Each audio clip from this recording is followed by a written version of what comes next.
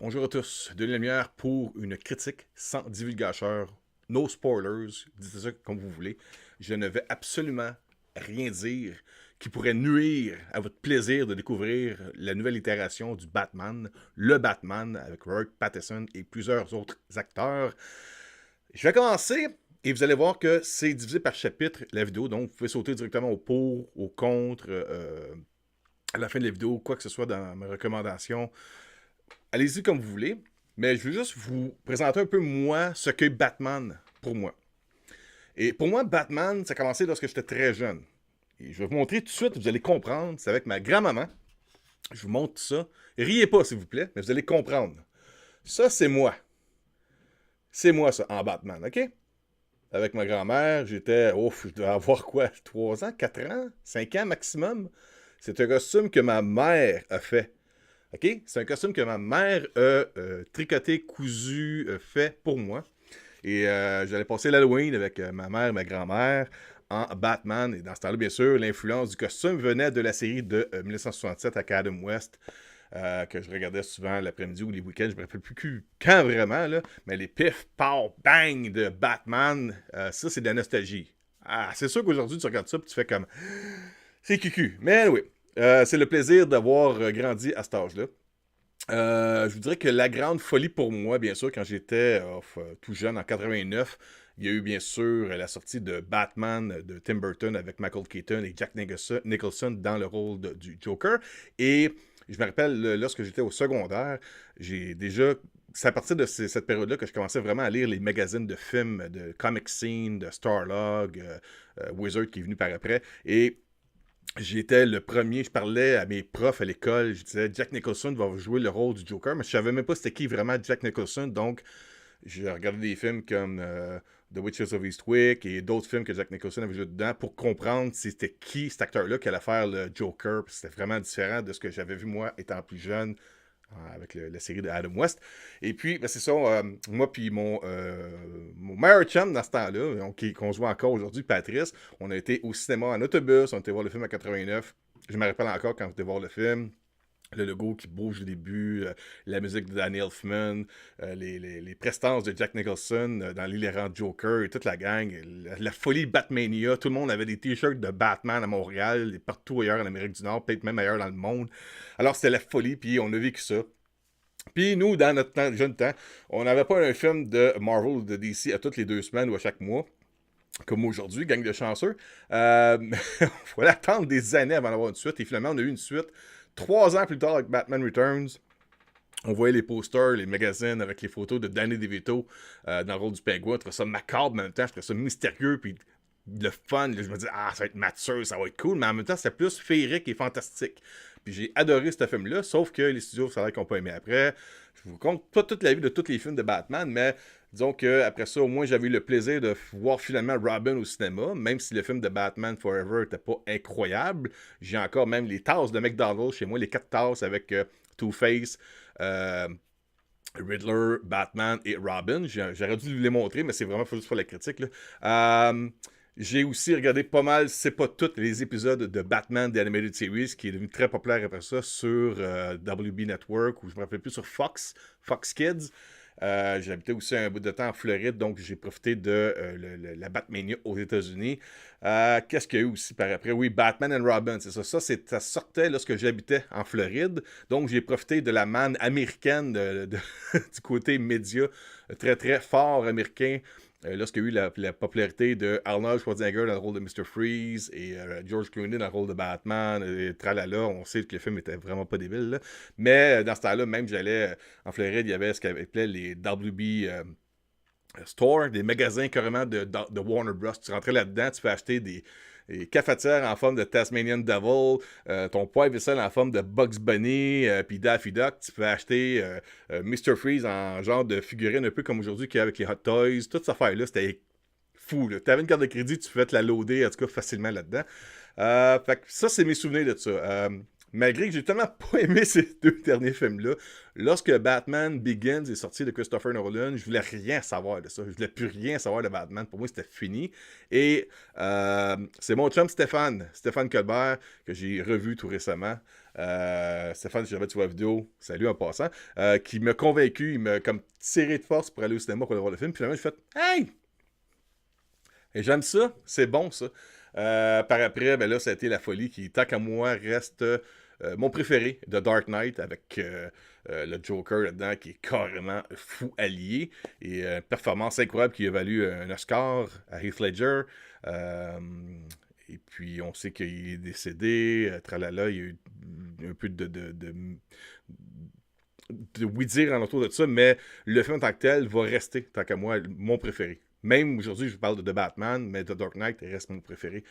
C'est un film qui est tombé dans un temps parfait à l'âge que j'avais pour pouvoir vraiment capoter ce film-là. Par contre, après The Dark Knight Rise, c'est un peu comme certains autres films. Ça n'existe même pas tant qu'à moi. J'ai tellement pas aimé ce film-là. Puis j'ai même eu une promotion avec Warner Bros. Home Entertainment où est-ce qu'on donnait des Blu-ray de The Dark Knight Rise. Puis les jeunes, quand ils voyaient c'était quoi, ils me leur donnaient. On leur donnait le film puis ils ne voulaient même pas. Donc j'étais pas tout seul à pas vraiment triper là-dessus. Mais anyway. Par après, il y a eu l'annonce de le Batfleck, le Ben Affleck qui allait jouer le rôle de Batman. Moi, j'étais pour ça. C'était soit lui ou, mon Dieu, j'ai un blanc de mémoire. C'est l'acteur qui a joué Cable ou Thanos. Là, j'ai vraiment un blanc, je m'excuse. C'était soit un de ces deux acteurs-là qui aurait pu faire Batman, puis j'étais pour ces deux choix-là. J'ai bien aimé le look, la Batmobile, tout ce qu'ils ont fait avec Ben Affleck. Sauf que avant de voir un film comme The Batman avec Robert Pattinson, j'aurais au moins aimé que Warner Bros. Laisse Ben Affleck faire au moins un film solo de Batman pour voir ce que Gotham City serait dans un univers où est-ce que les Justice League existent. C'est ça que j'aurais aimé voir. Au moins une fois. Merde, une fois, j'aurais aimé ça voir ça. Puis c'est la raison pour laquelle j'ai pas embarqué tout de suite dans le fan train de Robert Pattinson. J'étais tout de suite au début, je dis bon, Twilight Boy, sérieusement, pour faire ça, j'ai pas vraiment embarqué. Là, ce que je vais vous dire, j'embarque tout de suite sur le côté de vous préparer à voir de Batman, ok? Je vous ai dit ce que je pensais un peu de ce qui s'est passé avant. Là, je vais vous dire comment vous préparer. Oui, vous pouvez regarder des films, des acteurs qui sont dans le film. Vous pouvez regarder de quoi avec les performances de Jeffrey Wright, de Robert Pattinson, bien sûr de Colin Farrell, dans d'autres films, mais qui sont assez différents dans ce film-là, où est-ce que vous n'allez pas vraiment les reconnaître, vous allez plus apprécier leur performance dans le film.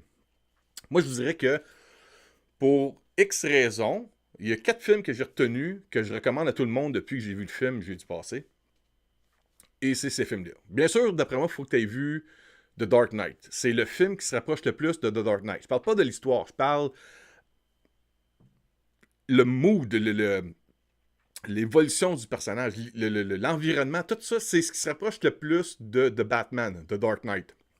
Ça ne ressemble pas vraiment au film de Tim Burton, ni à Joel Schumacher, ni au film de Ben Affleck. C'est ce qui se rapproche le plus, ça serait de Dark Knight, d'après moi. Deuxième film que je vous recommanderais, Seven, le film d'enquête avec Brad Pitt et Morgan Freeman. Ça, pour le côté atmosphère du film de Batman, ça s'approche. Parce que moi, ce qui m'a tout de suite, qui est venu me chercher, ça me rappelle Seven quand j'étais voir ça de David Fincher. Troisième film, là, c'est un peu bizarre de dire ça, mais les films de Jigsaw, là, Décadence en français, ça serait pour moi ce qui se rapproche le plus de ce qu'est le Riddler, le Sphinx, dans le film de Batman. On n'est pas loin. Bien sûr, c'est pas un film gore. Il n'y a pas de trip ou des enfants de même, mais c'est assez viral ce qui se passe dans ce film-là. Et l'utilisation du personnage de Riddler, c'est comme si on aurait fait un Jigsaw, on l'aurait mis dans un univers de Batman, puis on l'aurait dit c'est le Riddler à la place. Donc, si vous aimez, vous avez déjà regardé les films de Saw ou Jigsaw, c'est utile à comprendre un peu comment ils ont conçu Riddler là-dedans. Et quatrième film que je vous recommanderais, si vous ne l'avez pas vu, si vous l'avez vu, vous allez peut-être comprendre ce que je veux dire. C'est pas pour le côté science-fiction, c'est pas pour le côté robotique ou ces choses-là, mais le film Robocop. Pour moi, Robocop, quand j'étais jeune, s'il y a une scène qui m'a marqué de ce film-là, c'est la première fois où il arrive dans le poste de police, en arrière des vitraux glacé, où est-ce qu'on ne le voit pas, mais on l'entend. On entend ses pas, là. Et c'est ça, Batman. Batman, dans ce film-là, chaque fois qu'il apparaît, il sort de l'ombre, on a l'impression que sa présence, tout le monde arrête de bouger, puis tout le monde se concentre à essayer de voir c'est qui, puis quand ils le voient, ils ont tout le sang qui se glace. C'est ça, ce film-là. C'est pour ça que je vous recommande ces 4 films-là. The Dark Knight, Seven, Décadence et Robocop. C'est weird comme melting pot, là, mais c'est vraiment ça, moi, qui vient me chercher. J'ai aussi d'autres personnes qui m'ont dit, vu qu'il pleut beaucoup, j'imagine, ou peut-être l'atmosphère aussi, il y a The Crow qui pourrait rentrer là-dedans. Il y a aussi un peu de Sherlock Holmes parce que pour le côté enquête. Mais vraiment, ces 4-là, c'est ce qui m'a marqué le plus lorsque je suis sorti du film. Pour situer un peu le côté réaliste du film, j'ai regardé une vidéo il n'y a pas longtemps de John Campea, avec son John Campea Show, et lui se fiait, d'après les bandes annonces, à penser que c'est le film qui serait le plus basé dans la réalité, comparé à n'importe quelle autre itération précédente du Batman. Puis moi, je vous dirais non.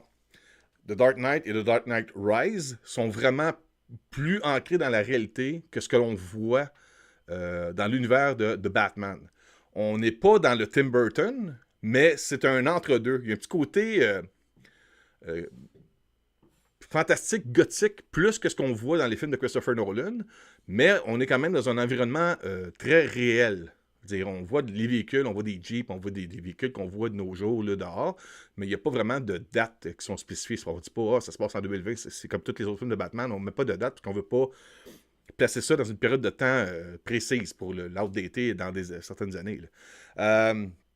Mais c'est ça, pour moi, il y a comme une petite touche, une petite couleur, une petite atmosphère plus gothique que ce qu'on voit dans les films de Nolan. C'est pour vous donner un peu l'idée de l'atmosphère du film de Batman.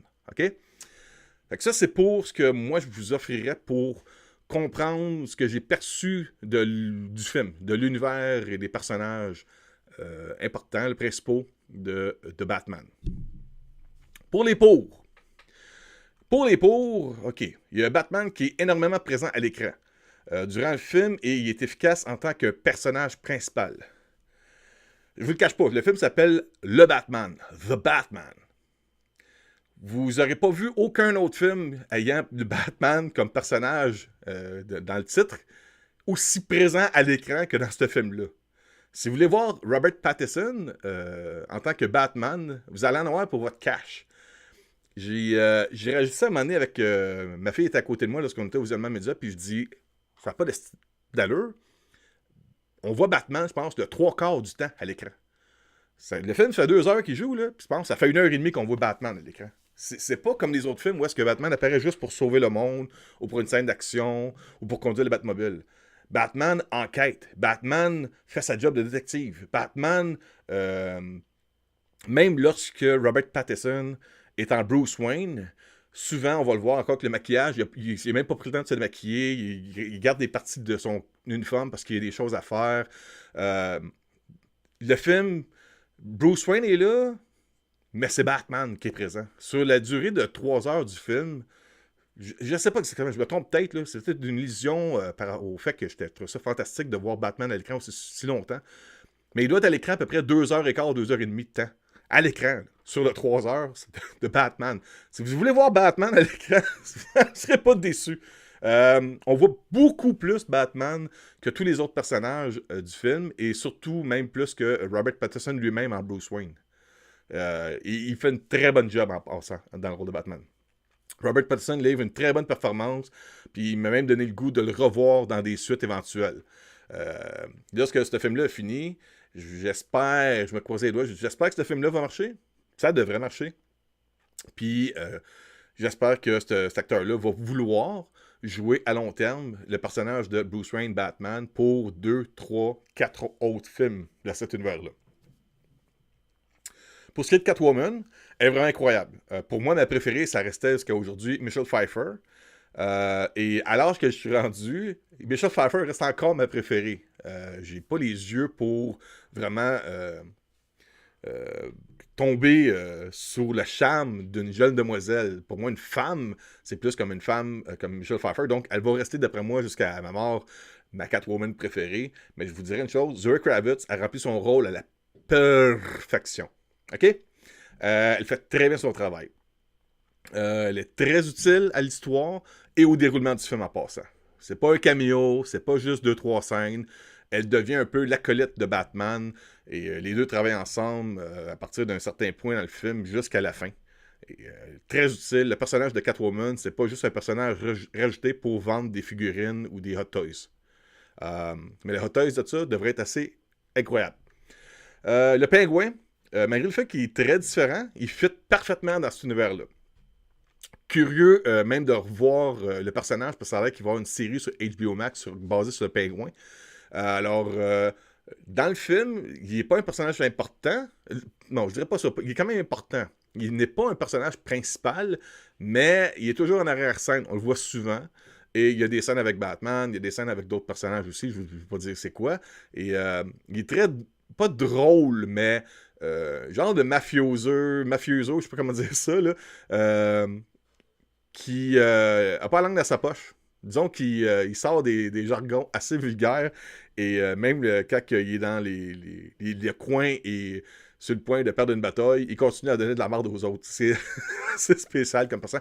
Colin Farrell fait un excellent travail. Il donne un nouveau souffle au personnage du pingouin. Bien sûr, c'est différent que Danny DeVito dans Batman Returns ou l'acteur qui jouait de Penguin dans la série Gotham à la télévision. Mais Colin Farrell donne un nouveau souffle, puis méconnaissable sur son maquillage, puis son accent qu'il donne dans le film. Vous allez voir. Très bon travail de Colin Farrell. Je sais pas comment il fait pour performer son personnage avec autant de maquillage sur le corps, même dur à reconnaître dans le film, avec surtout beaucoup de scènes sombres ou mal éclairées, mais c'est fait par exprès.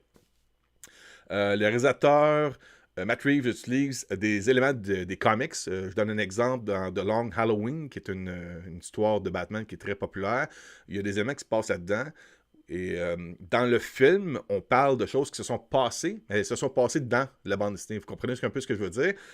C'est pas... C'est comme si on prend ce qu'on a besoin dans des éléments importants des comics, puis on l'utilise pour le film. Lorsque vous verrez le film, si vous êtes un fan de Detective Comics, vous allez comprendre ce que je veux dire. Si vous n'avez pas lu les bandes dessinées, c'est pas grave. Ça nuit pas au déroulement de l'histoire, justement. Gotham, qui a une atmosphère et un environnement immersif.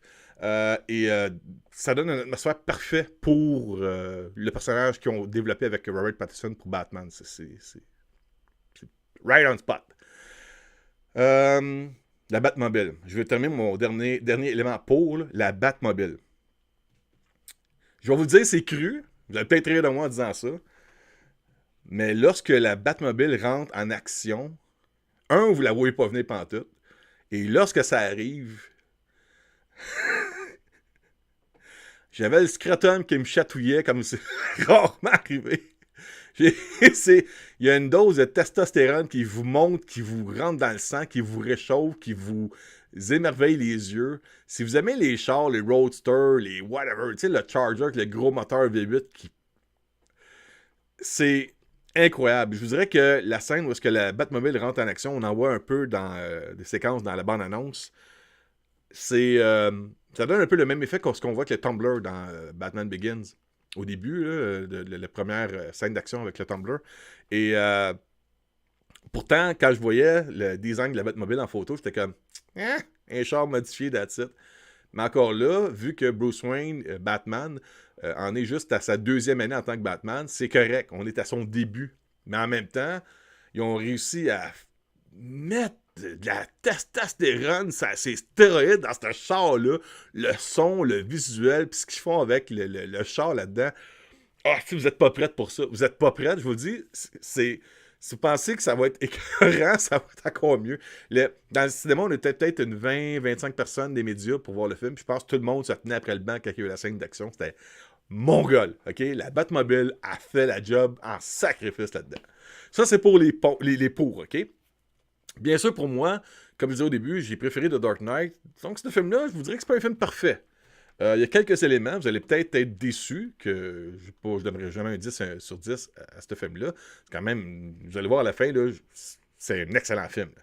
Mais les éléments contre, OK, j'ai pris des notes, je vais vous dire ça. Je dirais que le Riddler, bien qu'il est très important à l'histoire, son costume, son masque, Ça cache toute émotion, puis possibilité à l'acteur de livrer une performance à l'écran. On voit juste comme son maudit Christine masque qui est figé, qui n'a pas vraiment d'émotion. Il porte des lunettes épaisses, fait qu'on voit pas même pas ses yeux. Donc, les éléments importants pour un acteur de pouvoir transmettre à l'auditoire des émotions ou un acting de quelque chose, ça passe pas. Le personnage est très important, mais sa performance en tant qu'acteur, elle passe pas. Tu ressens pas. Tu te dis que ce personnage-là, il est effrayant, mais il me fait pas peur. C'est ce qui fait qu'il est épeurant. Le personnage tant que tel, c'est pas débile. Puis par le temps où on voit finalement Paul Dano, l'acteur, c'est comme un jeune ordinaire qui boit son café au restaurant, ben ordinaire. Il n'y a pas de trait qui se fait comme ah oui, c'est pour ça que c'est le Riddler. Il est comme juste ben ordinaire. Là. C'est comme ok, whatever. John Turturro, qui joue un genre de mafieux là-dedans, il m'a semblé dépassé par le poids de son personnage. T'as l'impression qu'il force son script, son texte à lire, là, il force là-dedans. Puis, j'ai pas accroché pantoute. J'ai pas aimé la performance de John Turturro dans ce film-là. Autre chose aussi qui m'a déçu, Jeffrey Wright, même si c'est un excellent acteur, comme John Turturro en passant, là, Jeffrey Wright là-dedans, son personnage de Gordon, laisse à désirer. Il y a toujours... moi, je me dis ça, c'est lui qui va devenir le commissionnaire Gordon, mais dans ce film-là, il a tout le temps besoin d'aide de Batman. Il est pas capable de rien faire par lui-même. Il est comme sans... Il y a même des séquences dans ce film-là où est-ce que il se rend compte que... Tu sais, il y a un autre personnage qui va dire « Ben non, ça veut pas dire ça, ça veut dire ça. » Puis là, il s'en va et il fait « Ah, ouais? Ok. » Tu sais, comme... Parce que Batman, il a pas donné réponse, il a pas été capable de le trouver par lui-même. Il y a des affaires comme ça qui, tu sais, comme... Sérieusement, ils ont... Tu sais, comme, à quoi tu sers dans le film, là? Il sert à quoi, mais il est comme impotent. Il est pas... Gary Oldman avait un meilleur personnage à jouer dans la série de Christopher Nolan que ce que Jeffrey Wright a eu pour l'instant dans le premier film de Batman. Ça m'a déçu. Il y a eu quelques longueurs ici et là. Il y a des fois, parce qu'à un moment donné, j'étais comme... c'est long, ça c'est long. C'est comme 3-4 places que j'ai faites comme... Tu peux couper facilement 15 minutes au film. 15 minutes, puis ça en fait un film presque parfait. Il y a eu quelques longueurs, vous allez voir, là, sur le 3 heures. C'est pas un film de 3 heures qui passe comme ça. C'est un film que tu ressens à un moment donné que ça fait 3 heures. Très bien fait. Tu vis un 3 heures de divertissement écœurant. L'évasion totale. Mais il y a quelques longueurs là-dedans. Sérieusement, là, couper un petit peu, ça aurait aidé. Le film est très violent. Il n'y a pas de gore. Il n'y a pas de trip carole et tout, mais il y a des affaires qui explosent puis qui ne devraient pas être vues par des enfants. Amenez pas vos jeunes là-dessus, là. Même vous dites, oh, mes enfants sont habitués, regarde ça. Non. Dans un cinéma, sur un film de 3 heures, c'est long, ils vont peut-être pas aimer ça à cause de ça. Et deux, le côté, l'atmosphère assez sérieux, viral, je sais pas comment vous dire ça, sombre, ténébreux, menaçant de ce film-là, pas pour les jeunes enfants. Moi, je dis en bas de 11-12 ans, là, déconseillé totalement. C'est comme amener un enfant à voir un show de Megadeth.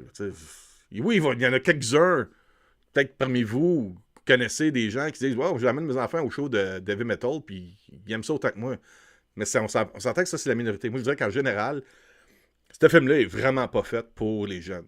Ados, oui, mais encore là, c'est pas tous les ados qui vont aimer, parce que, comme je disais, il y a des longueurs, puis il y a du monde qui vont dire « Ah, c'est trop long, je m'attends, je vais le faire d'autres choses. » Si vous êtes un fan de Batman, je pense que vous allez apprécier quand même ce film-là pour tout ce qui est les acteurs, les personnages, l'atmosphère, l'histoire, toutes ces choses-là.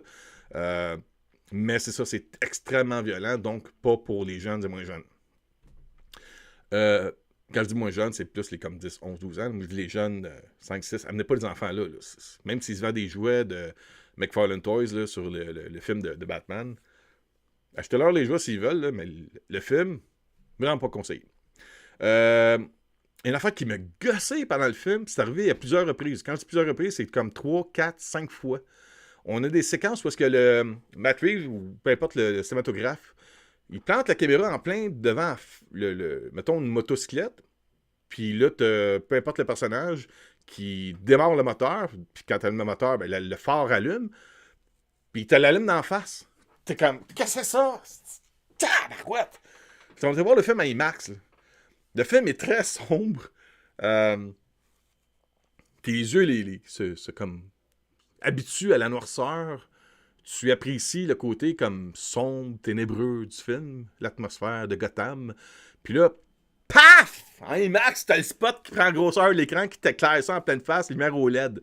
Puis ils le font comme 4-5 fois dans le film. Ça, pas aimé ça. C'est irritant, ça. Ça, c'est pas une question de pas aimer le film. C'est irritant. C'est ça. Ouais. Vraiment pas le fun. Ça, là, je sais pas s'il y a eu des screening tests ou est-ce que personne n'a parlé de ça, mais il me semble que c'est la première fois que j'aurais dit, peux-tu juste, ta caméra, l'éloigner des véhicules ou la moto, tu peux la mettre de dos puis de juste voir le phare arrière allumé rouge, moins puissant dans l'écran. Je sais pas comment dire ça, mais c'était irritant, fatigant puis agaçant. Ça, c'est tous les comptes. Vous voyez que c'est pas si pire, hein? C'est des petites affaires que j'ai réussi à sortir, puis ça nuit pas au film en tant que tel. Là. Finalement, je vais vous dire ça. Je vous recommande le film énormément. Ça c'est ça contredit. Là. Vous êtes un fan de films de super-héros, de Batman, de détectives, des films noirs qu'on appelle, les films d'enquête, d'enquête policière, ces choses-là. Ça va être dans votre ligne, ça. C'est parfait. J'ai aimé ce film-là pour le côté très mature d'utilisation de cet univers-là. C'est incroyable. Là, on n'est pas dans le Justice League pour ces choses-là. C'est vraiment Batman qui est un détective dans Gotham City avec des fous alliés qu'il faut qu'ils réussissent à arrêter. Puis c'est incroyable pour ça. Je vous le recommande fortement. C'est un des meilleurs films des Batman. Si j'aurais à le classer, je sais pas si je pourrais mettre... parce que les autres films, je les ai vus souvent. Celui-là, je l'ai vu une fois. Puis il y a aussi l'excitation, l'anticipation de le voir comme ça. Mes préférés, moi j'adore Batman. J'adore de 89. Batman Returns, The Dark Knight, Batman Begins. Ça, c'est mes préférés dans les films de Batman. Et j'adore aussi, même si c'est un dessin animé, j'ai beaucoup aimé Mask of the Phantasm en animé. Celui-là serait... peut-être pas le meilleur de toute la franchise, mais dans le top 3 facile. On pourrait facilement rentrer là-dedans. Là. C'est The Dark Knight. Peut-être le côté nostalgique avec Batman Returns. Puis à se battre là-dedans. Mettons qu'il y aurait 4 films qui se battent. Là. The Dark Knight. Batman 89, Batman Returns et The Batman là-dedans. Puis il y a aussi un Batman Begins qui est là-dedans aussi. Là. C'est dans les meilleurs films. Vous, peut-être que ça va être votre film préféré, dépendant de l'âge que vous avez, dépendant de vos attentes. Mais pour moi, je dirais c'est quand même parmi les meilleurs films de l'univers de Batman. C'est un film qui va être à voir, à revoir, à re-revoir. Lorsque ce sera disponible, achetez la précommande du film en Blu-ray UHD 4K. Je pense qu'à la maison, en 4K, ça va être superbe, ce film-là. Ça va être incroyable. La trame sonore du film, elle est remarquable, elle est mémorable. Tong, tong, tong, tong, tong, tong, tong, tong, tong. Le lendemain matin, je me suis élevé pour aller au travail, puis j'avais encore le beat dans la tête. Là. Carrément, ça m'est resté. Ils ont réussi, pas à faire oublier les thèmes de Danny Elfman ou de Hans Zimmer, mais il y a sa propre signature là-dessus pour la musique. Donc, les acteurs font un excellent travail, les costumes, les effets spéciaux sont incroyables, l'environnement est parfait pour un univers de Batman. Il y a juste un petit peu de longueur et il y a quelques acteurs que tu as l'impression qui sont dépassés par le poids du personnage qu'ils ont joué. Mais à part de ça, c'est un excellent film. Allez voir ça, amusez-vous. Prenez un gros popcorn, une grosse liqueur, allez aux toilettes avant parce que ça dure 3 heures. Vous y retournerez après. Puis, ouais, c'est ça. Félicitations à Warner Bros. Merci beaucoup pour l'invitation. On a été gâtés. On a eu popcorn, boisson gazeuse, visionnement IMAX. Alors, je donne pas une bonne note pour ce film-là à cause de l'invitation. C'est vraiment un plaisir d'avoir regardé ce film-là. Puis, je termine juste en vous disant... on vit dans un monde merveilleux où est-ce que pour les fans et geeks du divertissement, on est gâtés mois après mois avec les différents studios. Puis Warner Bros. Avec ce film-là va juste rajouter une autre série sur Sunday. C'est un excellent film, un excellent divertissement et on pourra toujours faire des combats ou des comparaisons avec les autres itérations de Batman ou de super-héros ou de DC Marvel, mais on a juste à savourer le plaisir que ça, c'est disponible à voir au cinéma. Fait que tant mieux. Tant mieux. Alors, félicitations à toute l'équipe de Warner Bros. Robert Pattinson, réalisateur, moi j'ai oublié son nom là, vite vite, là, Matt Reeves et toute l'équipe qui a travaillé là-dessus. Félicitations. Excellent.